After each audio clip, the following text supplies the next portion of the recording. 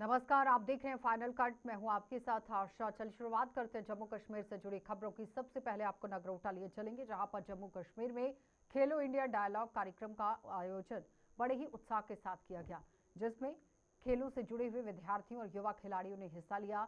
जम्मू की जगती स्थित IIM जम्मू में आयोजित कार्यक्रम में केंद्रीय मंत्री डॉक्टर जितेंद्र सिंह, सांसद जुगल किशोर शर्मा और जनप्रतिनिधि मौजूद रहे। प्रधानमंत्री नरेंद्र मोदी ने देश के युवाओं को खिलाड़ियों और विद्यार्थियों के साथ संवाद किया और उन्हें बेहतर खेल प्रदर्शन के लिए प्रेरित किया।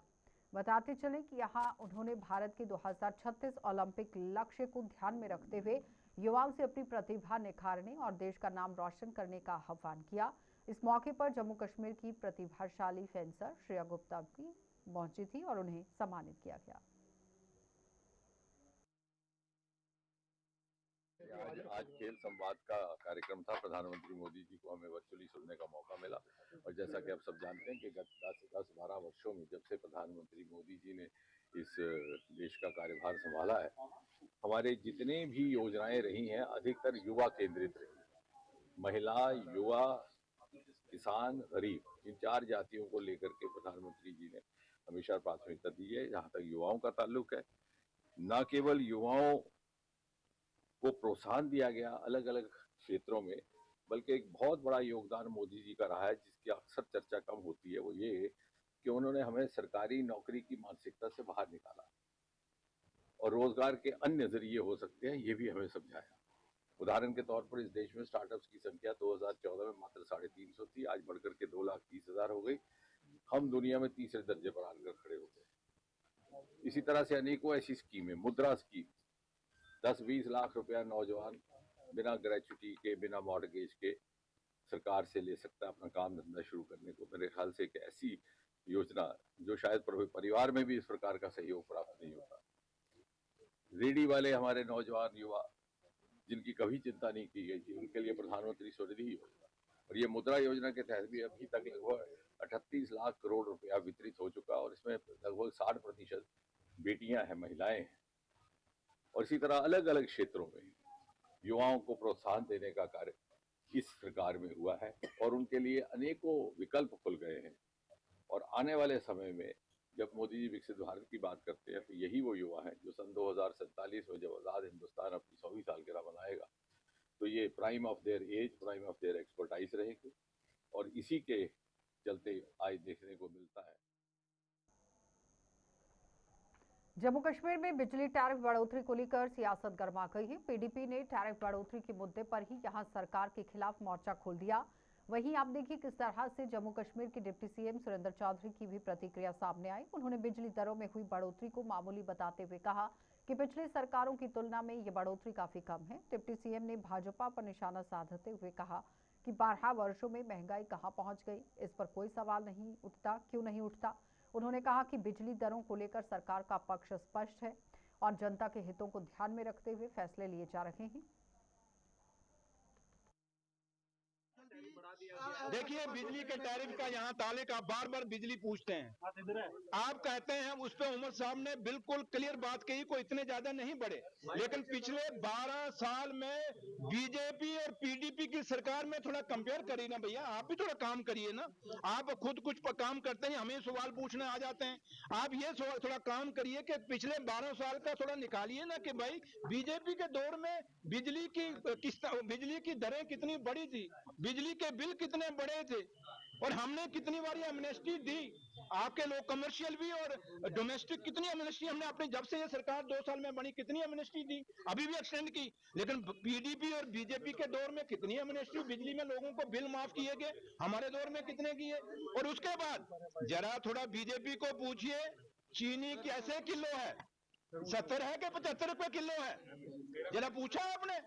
आप पूछ रहे हैं कि दालें कितने रुपए किलो हैं, आप पूछ रहे हैं।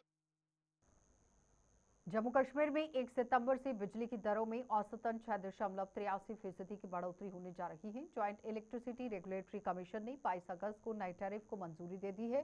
फेस्टिवल सीजन से ठीक एक दिन पहले आप देखिए किस तरह से फैसले लगा दिए गए हैं। दुकानदारों पर आप देखिए ये किस तरह से जारी कर दिया गया है। तो व्यापारियों में काफी नाराजगी है, दुकानदारों में काफी नाराजगी है। व्यापारियों का कहना है कि नवरात्र और दिवाली के दौरान दुकानों पर लाइटिंग, एसी और फ्रिज का इस्तेमाल बढ़ता है। ऐसे में बढ़े हुए बिजली बिल का सीधा असर छोटे कारोबारियों पर पड़ेगा और दुकानदारों ने सरकार की 200 यूनिट मुफ्त बिजली के वादे को भी बात कह दी है लेकर। बताते चलें कि बिजली विभाग के मुताबिक 2,922 करोड़ रुपए के घाटे को देखते हुए टैरिफ बढ़ाना जरूरी है। हमें उमर अब्दुल्ला सरकार से उम्मीदें भी यही थी।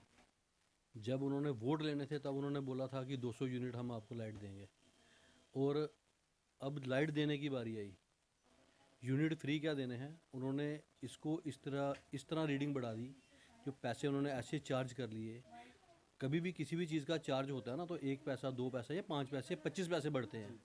ये 25 पैसे नहीं, ये सीधे डबल कर गए। सोचने वाली बात है। और मुझे ऐसे इनके ऊपर ना एक हंसी भी आती है। और ये कौन से जुमलेबाजी करते थे जब सरकार बनानी थी इन्होंने, कि हम पानी देंगे, बिजली देंगे। अगर 200 यूनिट बिजली थोड़ी नहीं होती, बहुत होती है एक गरीब परिवार को पूरा करने के लिए। और यहाँ पे जम्मू में आपने देखा होगा कि यहाँ पे हर आधे घंटे के बाद लाइट बंद हो रही है और आ रही है। ये कंडीशन है इनकी।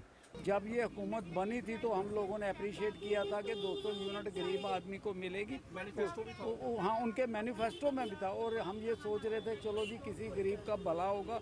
वो 200 यूनिट की बिजली बचने से उसका पैसा उसके बच्चों की पढ़ाई पे, दवाई पे, कपड़े पे लगेगा। ये वो नेतागाना जो थूकते हैं और चाट लेते हैं।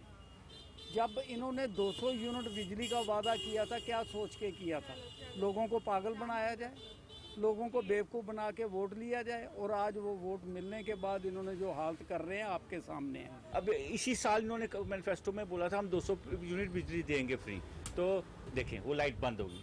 ये लाइट का सिस्टम है, आ रही है जा रही है, आ रही है जा रही है, कांस्टेंट लाइट रह नहीं रही है। और ये जो एसीज है वो काम ही नहीं कर रहे, क्योंकि जितनी देर तक कंप्रेसर होता है तब तक डाउन हो गई होती है।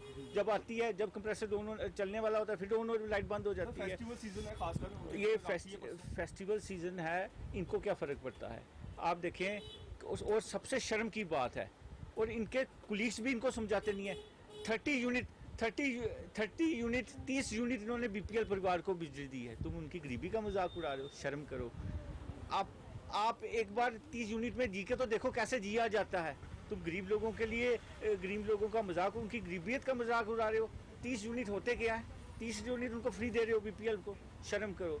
तुम मोदी सरकार से तुलना अपनी करते हो, तुम उनके जूते के बराबर नहीं हो। वो पूरा देश चला रहे हैं। 2019 के बाद 80 करोड़ लोगों को राशन फ्री मिल रहा है। तुम कहाँ पे स्टैंड करते हो?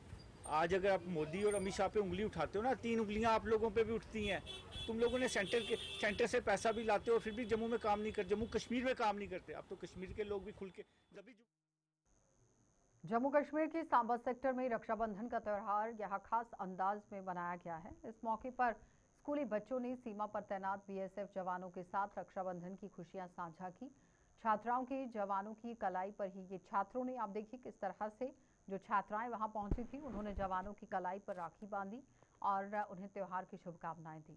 इतना ही नहीं, जवानों ने भी बच्चों का उत्साह बढ़ाया, उनके साथ इस पर्व की खुशियां साझा की। इस दौरान बच्चों और जवानों के बीच में भाई बहन के स्नेह और अपनेपन की भावना देखने को मिली। और साथ ही यहाँ कार्यक्रम में सीमा पर तैनात जवानों के प्रति सम्मान और देशभक्ति का संदेश दिया गया। रक्षाबंधन के इस पावन मौके पर आयोजन ने माहौल को भावुक और खुशनुमा बना दिया। बीएसएफ के जवानों के साथ रक्षाबंधन मनाने आए थे। हमारे छोटे छोटे बच्चे अभी साथ में आए थे और उन्होंने अपने हाथों से राखी बनाई थी, कार्ड्स बनाए थे बहुत सुंदर, और वो अपने साथ चॉकलेट्स भी लेकर आए थे जवानों के लिए। तो बहुत अच्छा लगा, बच्चों को भी बहुत अच्छा लगा जब उन्होंने जवानों की कलाई पर राखी बांधी। बहुत अच्छा फील किया उन्होंने भी, और हमें भी बहुत अच्छा फील हुआ। बहुत इमोशनल भी था कहीं ना कहीं। तो सब अच्छे से रहा, जवानों ने बहुत अच्छे से खातिरदारी भी की है, बहुत अच्छे अरेंजमेंट्स थे। मैम वो घरों से दूर हैं, देश की रक्षा कर रहे हैं, तो उनको अपने भाइयों की बहनों की कमी महसूस ना हो, जिसको लेकर आपने रिचुअल्स निभाई है। सर यही मैं कहना चाहूँगी कि जहाँ हम आज अपने घर पे आराम से रक्षाबंधन मना रहे हैं, पर वो हमारे लिए सरहद पर बैठे हैं, अपनी बहनों को भी मिस कर रहे होंगे। इसी कमी को पूरा करने के लिए हम छोटी छोटी लड़कियां या छोटे छोटे बच्चे, लड़के भी थे, सबको लेकर आए थे ताकि आज इतने बड़े त्यौहार के दिन वो अपनी बहनों को मिस ना करें। मुझे बहुत अच्छा लगा जब मैंने बीएसएफ के जवानों को राखी बांधी और उन्होंने हमें बहुत कुछ खिलाया, क्योंकि मुझे इसलिए अच्छा लगा क्योंकि वो अपने बहनों के साथ अपने बहन के साथ अपने परिवार के साथ दूर रहते हैं। मुझे ऐसे लगा कि मैं अपने आरिसपुरा की अंतर्राष्ट्रीय सीमा स्थित यहाँ ऑक्ट्राई पोस्ट सुचेतगढ़ में भी रक्षाबंधन का पर्व भावुक और उत्साह माहौल में मनाया गया और जम्मू और सीमावर्ती क्षेत्रों के विभिन्न स्कूलों से पहुंची हुई सैकड़ों छात्राओं और स्थानीय महिलाओं ने बीएसएफ जवानों की कलाई पर राखियां बांधी। बच्चियों ने जवानों को तिलक लगाया, मिठाई खिलाई और अपने हाथों से यहाँ बनाई हुई राखियां भी भेंट की। और देश की रक्षा के लिए घर परिवार से दूर सीमा पर तैनात जवानों ने इस भावुक पल पर खुशी जताई और बहनों का आशीर्वाद लिया। इस मौके पर यहाँ देखिए जवानों और छात्राओं के बीच में अपनेपन का किस तरह से एहसास, भाई बहन के रिश्ते की भावना देखने को मिली और कार्यक्रम में देशभक्ति का संदेश मिला। बहुत अच्छा फील कर रही हूँ, बहुत गर्व महसूस कर रही हूँ कि मुझे अपॉर्चुनिटी मिली है यहाँ पर आने की बीएसएफ जवानों को राखी बांधने के लिए, क्योंकि उनकी बहनें यहाँ पर नहीं हैं, वो बहुत दूर रहती हैं उनसे, उनको अपनी बहनों की कमी महसूस ना हो, इसलिए मैं यहाँ पर आई हूँ। एंड मैं हमेशा भगवान से यही प्रार्थना करूँगी कि उनकी लंबी उम्र की और उनकी सुरक्षा। क्या संदेश रहेगा आपकी तरफ से फौजी भाइयों के लिए? मेरा यही संदेश रहेगा कि जो बाकी लड़कियां हैं वो भी यहाँ पर आएँ और इनको राखी बांधें, क्योंकि इन्हें ऐसा नहीं फील होना चाहिए कि इनकी बहनें बहुत दूर हैं। हमें इनको एनकरेज करना चाहिए, क्योंकि ये डे टू नाइट ड्यूटी देते हैं सिर्फ हमारे लिए, इससे हम सेफ फील करें। तो दैट्स वाई हमें यहाँ पर आना चाहिए और इनको राखी बांधनी चाहिए एवरी ईयर। रक्षाबंधन सेलिब्रेट बहुत अच्छे से कर रहे हैं। वो बहुत दूर दूर से यहाँ पर मतलब अपनी जॉब करने आए हैं, हमारे देश की रक्षा करने। हम उन्हें राखी बांधने आए हैं। मुझे बहुत अच्छा महसूस हुआ, बहुत अच्छा, बहुत खुशी हो रही है और उन्हें भी खुशी हो रही होगी कि हमारी बहनें नहीं है तो ये हमें हमारी बहनें बनकर आई हैं राखी बांधने। जम्मू में रक्षाबंधन को लेकर बाजारों में खासा उत्साह है। शहर के प्रमुख बाजार रंग बिरंगी राखियों से सज गए हैं, पतंगों से सज गए हैं और त्योहार को लेकर लोग जमकर खरीदारी कर रहे हैं। बाजारों में चहल पहल है और साथ ही दुकानों पर अलग अलग डिजाइन और रंगों की राखियां लोगों के लिए आकर्षण का केंद्र हैं। वहीं पतंगों की भी खूब मांग देखने को मिली और भाई बहन के पवित्र रिश्ते के त्योहार को लेकर बच्चों से लेकर बड़ों तक उत्साह है। दुकानदारों को भी इस अच्छी बिक्री की उम्मीद है राखी पर और रक्षाबंधन के नजदीक आते ही बाजारों में भीड़ बढ़ गई है। राखी है तो देखो मार्केट में कितना ज़्यादा रश हो गया है, लोग आ रहे हैं और हम भी फुल वैरायटी लेके बैठे हुए हैं कि ग्राहक आए और सामान ले जाए। हमारे पास कई बहनें आती भी हैं, बहुत प्यार से चाव से वो राखियाँ गिरती अपने भाइयों के लिए पसंद है राखी लेती हैं। कलरफुल वैरायटी हम देख रहे हैं जी, बहुत ज़्यादा। पूरे जम्मू में आपको पता पक्के डंगे में सबसे ज़्यादा वैरायटी मिलती है और कम रेट में रखी है, उसमें कम से कम भी 50 कैरेक्टरों में राखी आ रखी है। लोगों को सपोर्ट करना चाहिए और वैसे भी आपको क्या पता ऑफलाइन में, ऑफलाइन तो आप खुद देख सकते हैं ऑनलाइन क्या आ रहा है क्या नहीं आ रहा है। और महंगी भी मिलती होगी? हाँ बिल्कुल महंगी मिलती है, हमारे पास काफ़ी कम रेट में है। अपनी मर्जी आप बार्गेनिंग भी कर सकते हो हमारे पास आके। पता कि किसी को कोई भगवान की राखी में जाता है, कोई प्लेन जाता है, मेरी वैरायटी इतनी है हमें खुद समझ नहीं आती कि कस्टमर देखने लगता है। किसी को आधा घंटा भी लग जाता है, किसी को आता कोई 5 मिनट कहता है, इतनी हमसे देखनी होती है, वो उठाता है वो अपने लेके निकलता है। छोटे बच्चों की तो काफ़ी कार्टून वाली आइटम है इस तरह की। अभी देखोगे कैसी कार्टून वाली आइटम है, लाइटिंग वाली आइटम है, टॉम एंड जेरी जैसे कार्टून में भी इतनी वैरायटी होगी है, इसमें मांगता अलग अलग आइटम है। भाई अपना बहन से राखी बंधवा के उसके बाद तो फिर वो काइट के लिए रात तक तो नहीं उतरता कोई नीचे। वो हम भी हैं, हमारा भी सेम ही ऐसे का है। अब गर्मी की जगह वो उठाए डोरे तो इतनी सही डोरे हैं, वो तो गट्टू को मानती नहीं है डोरे तो हमारे वाली। अब इनका लोगों का दिमाग में बढ़ गया वो। कल रक्षाबंधन है और हम यहाँ पे थोड़ी काइट्स की शॉपिंग करने आए थे और साथ में यहाँ पे बड़ी अच्छी काइट्स मिल रही हैं और सारे बंदे आ रहे हैं। ज़्यादातर आजकल थोड़े बंदे कम उड़ा रहे हैं गुड़ियाँ, लेकिन थोड़े जो जिनको शौक है वो उड़ा रहे हैं। लेकिन आजकल कोई पेरेंट्स भी हैं जो अलो नहीं कर रहे बच्चों को, क्योंकि ये जो चाइनीज़ मांझे आजकल चले हुए हैं इनकी वजह से कट्स वगैरह लगते हैं, तो कईयों की जान भी जा चुकी है इस मामले में। पुलिस भी है हमारी, वैसे चलते हैं। एक बहुत पवित्र त्यौहार है जिसमें बहन अपने भाई को राखी बांधती है। ये भाई बहन का रिश्ता बनाती है, चाहे वो खून का हो या फिर खून का ना हो। ये सिर्फ एक धागे का रिश्ता नहीं होता, ये रिश्ता होता है दिलों का जो लोगों को जोड़ता है। तो मैं बस इतना कहना चाहूँगा कि जो भी भाई बहन है, राखी हो या ना हो, हमें एक दूसरे की रक्षा करनी चाहिए, क्योंकि रिश्ते हमेशा खून से नहीं होते, दिल से होते हैं। ज़्यादा यहाँ पे पतंगों पीछे दिनों में कितनी धूप और कितनी बारिश है, ऐसे काम भी कम था उस वजह से, लेकिन अब काफ़ी काम है। फिल्मी वाली आ गई है आजकल, तो एक ब्राज़ील काइट आ गई। ब्राज़ील काइट भी हमने बनाई थी एक बार स्पेशल। एक बंदा आया था हमारे पास, बोलते भैया मेहनत लगती है ये पतंगे, मेहनत तो भैया लगती है कोई भी काम हो। कलरफुल गुड़िया मिलती थी आपको जहाँ देखोगे, जहाँ भी। मैं तो मैसेज यही देना चाहूँगा कि चाइनीज़ गट्टू को अवॉइड ही करें, वो ना ही ले। इंडियन मांझा ले लो जो कि कॉटन थ्रेड में आया हुआ है। रक्षाबंधन से ठीक एक दिन पहले जिला सांबा के विजयपुर बाजार में रौनक देखने को मिल रही है। त्योहार को लेकर बाजारों में काफी रौनक है, लोगों की भीड़ है। राखियां, मिठाइयां और अन्य सामान की जमकर खरीदारी हो रही है। बहनें अपने भाइयों के लिए पसंदीदा राखियां खरीद रही हैं। वहीं दुकानदारों ने भी ग्राहकों को आकर्षित करने के लिए अलग अलग डिजाइन और रंगों की राखियां सजाई। बाजार में जगह जगह पर राखियों की दुकानें सजी नजर आई और रक्षाबंधन को लेकर बच्चों और बड़ों में खासा उत्साह है और दुकानदारों को उम्मीद है कि त्योहार के दिन तक खरीदारी का सिलसिला और तेज होगा। जनाब कल रखड़ी है ते अज भैन सारियां समान खरीदा दियां, बड़े रौनक लगी दी है ते मिठाई भी खरीदा दियां, फ्रूट भी खरीदा दियां, गिफ्ट हाउस भी चला दा सब। ते भैन महत्व होता है ये राखी का? ये सर साढ़े पुराने बजुर्ग पिछे रवाज बनाई दे, जेड़ा हिंदू धर्म चला दा रखड़ा बन्नने दा भैनें दा फर्ज है, भराई रखड़ी बन्ननी ते अस भैनें अग्गें दुआ करने आं भैनां सारियां आउण सानू भलाई रखड़ियां बन्नण, अस भी भैनें वजन देंगे, अस भी थोड़ा पूरा साथ देंगे। मैं देख रहा हूँ सुबह से काफी रश हो रहा है और लोग अपनी अपनी खरीदारी कर रहे हैं, मिठाई भी खरीद रहे हैं। तो मैं देख रहा हूँ कोई रक्षाबंधन का त्योहार है, कोई राखी खरीद रहे हैं और इस त्योहार सा हमें एक साल से इंतजार रहता है कि ये सब त्योहार निकले। और मैं खासकर बच्चों को भी ये एक बात देता हूँ कि खास करके यो गट्टू डोर का इस्तेमाल ना करें, क्योंकि किश्तवाड़ के छात्रू क्षेत्र में नाबालिग बच्ची के साथ हुई दर्दनाक घटना को लेकर लोगों का आक्रोश लगातार जारी है और घटना के विरोध में छात्रों में धरने प्रदर्शन किए जा रहे हैं, जिसमें बड़ी संख्या में स्थानीय लोग अब शामिल हो गए हैं और विधायक शगुन परिहार भी पहुंची थी। प्रदर्शन में लोगों के साथ खड़े होकर उनकी आवाज को समर्थन दिया और इस दौरान विधायक ने लोगों को भरोसा दिलाया कि वे इस घटना में उनके साथ शामिल हैं। आरोपियों के खिलाफ कड़ी कानूनी कार्रवाई की जाएगी। उन्होंने कहा कि पीड़ित परिवार को अन्य यहां पर सुविधाएं भी दी जाएगी, लेकिन न्याय दिलाने के लिए हर संभव प्रयास किया जाएगा। प्रदर्शनकारियों ने भी मामले में सख्त कार्रवाई और न्याय दिलाने की बात कही। हमारे ऑनरेबल एलजी साहब के पास भी जाएंगे, हमारे डीजीपी के पास भी ये बात करेंगे। इस केस की फेयर इन्वेस्टिगेशन होनी चाहिए। आप कह रहे हैं कि उस दिन उस बच्चे को बदल लिया गया, डोडा, किश्तवाड़, भदरवा, रामबन, बटोर, जितने भी हॉस्पिटल्स हैं उन सब की वेरिफिकेशन होगी कि उस दिन कितने लोगों की डिलीवरी। क्या बात बताई आपने, मुबारक है आपके, मुबारक है जब ये पता चल जाएगा कितने बच्चे हुए और उन सब के रिकॉर्ड निकाले जाएंगे तो उस वैशी दरिंदे को फांसी की सजा होगी। इस बात की आपको मैं गारंटी देती हूँ। जो लोग इस पंचायत में बैठे हैं, उस पंचायत में बैठने वाले लोगों की भी वही हालत होगी उस बेटी की। बिल्कुल जिस तरह से उसके माँ बाप रो रहे हैं, वो पैदा करने वाले उस वैशी दरिंदे को वो भी रोएंगे, उसके परिवार वाले रोएंगे और जितने भी लोग इस कत्ल में शामिल हैं, एक एक का हिसाब लिया जाएगा।